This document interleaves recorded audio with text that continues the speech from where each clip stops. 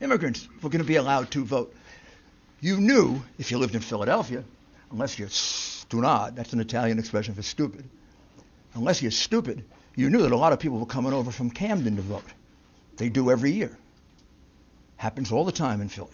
It's about as frequent as getting beaten up at a Philadelphia Eagle football game. Happens all the time. All the time.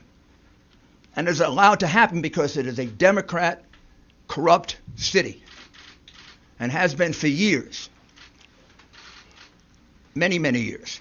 And they carried it out in places they could get away with it. They didn't carry it out in neutral places. They didn't carry it out in Republican places. They didn't carry it out where the law is respected. They carried it out in a corrupt city where the district attorney releases criminals en masse, which is why it has so much crime.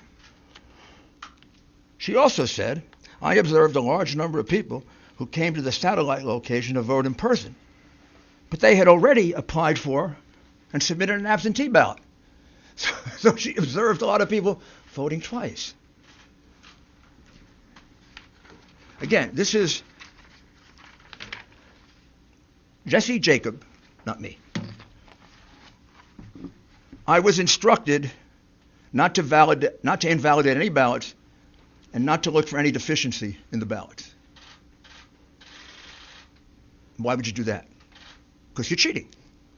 On purpose cheating. Intentionally cheating. You're cheating as an institution. This is an instruction from the election commissioner or the employer to the worker. Don't look for any deficiencies in the ballots. I was instructed not to look at any of the signatures on the absentee ballots. If she was instructed not to look for any of the signatures on the absentee ballots, why the heck do you sign it in the first place? In order to identify it. She was instructed not to do that because many of the absentee ballots were fraudulent, and they knew that. And they didn't want to have a count of that. On November 4, 2020, I was instructed to improperly predate the absentee ballots when the receipt date was actually was after November 3rd, 2020. Now this is really significant because Justice Alito of the Supreme Court instructed Pennsylvania that any ballot that comes in after 8 o'clock on November 3rd, 2020 had to be put aside and not opened because there's a question as to its legality and its constitutionality. What she's telling you is that they blatantly disregarded that order, that they took ballots that were marked the 4th and the 5th and the 6th and they marked it down for the 3rd in blatant disregard of the order of the United States Supreme Court. This is I don't know if she's a Democrat or Republican. I assume if she's working for the city of Detroit that she's a Democrat. I assume, but I may be wrong. She's a citizen. I've never met her, never coached her. And I'd like you to note that it's signed under penalties of perjury. We have 100 more of these. I can't show them to you because those people don't want to be harassed. They don't want to have their lives torn apart by the goons on the other side. We don't do that to them. They've done that to a lot of our people. They've done it for 4 years. And it's outrageous that it's tolerated, and it's tolerated because you condone it in the press, and you don't cover it, and you don't condemn it. And it shouldn't happen to a Republican or a Democrat. A lawyer shouldn't have to withdraw from a case because he's representing the President of the United States. There are many more affidavits here. I'd like to read them all to you, but I don't have the time. You should have had the time and energy to go look for them. That's your job. Like it's my job to defend the President and to represent the President. It's your job to read these things and not falsely report that there's no evidence. Do you know how many affidavits we have in the Michigan case? 220 affidavits. They're not all public, but 8 of them are. 4 affiants here, those are people who give affidavits, report an incident that under any other circumstances would have been on the front page of all your newspapers. if it didn't involve the hatred that you have, irrational, pathological hatred that you have for the president. What they swear to is that at 4:30 in the morning, a truck pulled up to the Detroit center where they were counting ballots. The people thought it was food, so they all ran to the truck. It wasn't food. It was thousands and thousands of ballots. And the ballots were in garbage cans, they were in paper bags, they were in cardboard boxes, and they were taken into the center. They were put on a number of tables. At that time, they thought all the Republican inspectors had left, all but two had, and an employee of Dominion, who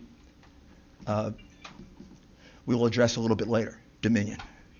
And here's what they jointly swear to: that every ballot that they could see, everything they could hear, these were ballots for Biden. When they saw a ballot, these were ballots only for Biden, meaning there was no down ticket, just Biden. Many of them didn't have anything on the outer envelope because these ballots were produced very quickly, very swiftly, and they're estimated to be a minimum of 60,000, maximum of 100,000. Many of them were triple counted, which means they were put into the counting machine this way: once, twice, 3 times. I didn't see that. I don't know that, but for the fact that 3 American citizens are willing to swear to it. And we're not going to let them go to court and do that. We're going to let this election go by when there are, in this case, 60 witnesses that can prove what I'm saying to you and other acts of fraud in Michigan.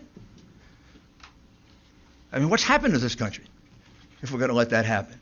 What happened to this country if we're going to cover that up? We let Al Gore carry on an election dispute longer than this one has been going on for one state and for Chads. This happened in Pennsylvania. It happened in Michigan. Michigan probably right now, if I count up the affidavits, just one case alone, Trump v. Benson, a case that we dismissed today because that case was attempting to get the Wayne County Board of Supervisors to decertify. Well, they did. They decertified. That case has 100 affidavits. And the 100 affidavits show essentially what I've talked to you about. Counting ballots improperly, counting them 3 and 4 times, having people vote 3 and 4 times, changing and backdating ballots to the point of at least 300,000 illegitimate ballots that we can specifically identify. The margin in Michigan was 146,121, and these ballots were all cast basically in Detroit that Biden won 80-20. So you see it changes as a result of the election in Michigan if you take out Wayne County. So it's a very significant case. That is being raised in the case of Costantino versus the city of Detroit. Not by us, but by an individual plaintiff. We are helping and assisting in that case, however. And you can find all the affidavits that you want filed in that case. And you can find out they're not just allegations, they're allegations supported by sworn testimony, which is a lot better than Joe Biden has ever done on anything. He doesn't answer questions, much less give you sworn affidavits. Wisconsin had a very small margin, 20,544 last time I looked.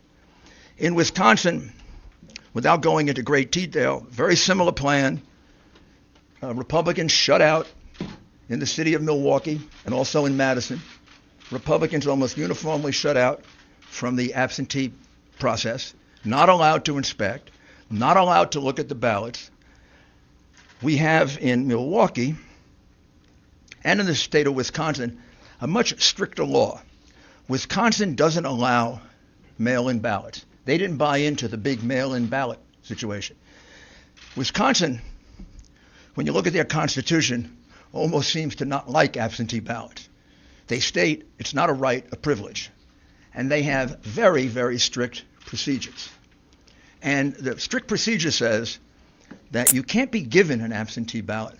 You have to personally apply for it. It's illegal, basically, to solicit a vote. And they have actually many reasons for it. That probably goes back to their progressive days. When I say progressive, I mean late 19th century, early 20th century progressive, when that really meant progressive, not retrogressive. So there are 60,000 ballots in Milwaukee County and 40,000 ballots in Madison that, as far as we can tell, and this is why we're auditing, because we have very good information, the numbers are going to come out about here, that don't have applications. Under the law of the state of Wisconsin, already decided, if there's no application for an absentee ballot, the absentee ballot is thrown away. This all happened in two places in Wisconsin. Didn't happen in northern Wisconsin. Didn't happen in Republican Wisconsin. Didn't happen in neutral Wisconsin, where there are an equal number of Republicans and Democrats. It happened in a place where the vote was 75, 80% for the Democrat. You take away any number of those, and that 20,000 lead disappears. In other words, if you count the lawful votes, Trump won Wisconsin by a good margin. Indeed, if you count the lawful votes in Pennsylvania, he won it by about 300,000 votes.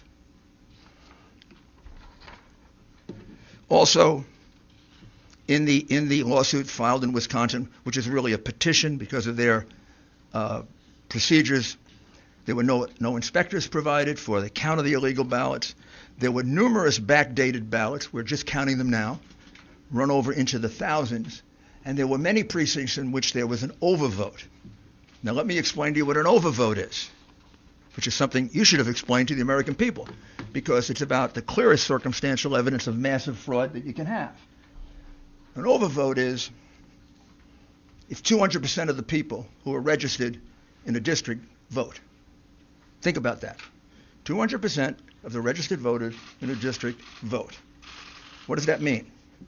That means somebody voted twice. That means somebody who's not entitled to vote voted, an illegal, a person from another city or state, a person who's not registered.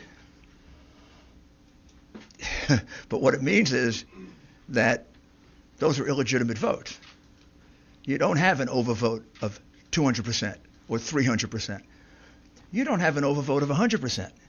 Most precincts don't have 100% turnout. In fact, classically, it's considered to be an overvote if you go over 80%.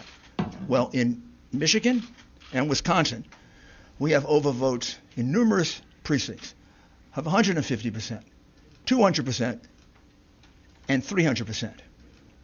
One of the reasons why the two Republicans did not certify in Wayne, Michigan, Wayne County, Michigan, is because the overvote was so high, monstrously high, in about 2/3 of the precincts in the city of Detroit, which means magically 2 and 3 times the number of registered voters turned out to vote.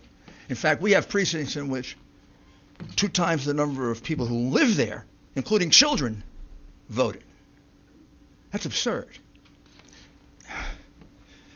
The frustration of this is, what I'm describing to you is a massive fraud. It isn't a little teeny one. It isn't, 100 votes switched here or there. Georgia, we're about to file a major lawsuit in Georgia. That'll be filed probably tomorrow. I don't need to go through it. Virtually the same things I've told you before. In the city of Atlanta, Republicans were not allowed to watch the absentee mail-in ballot process. Inspections completely cast aside. And we have numerous double voters. We have numerous out-of-state voters. And we have specific evidence of intimidation.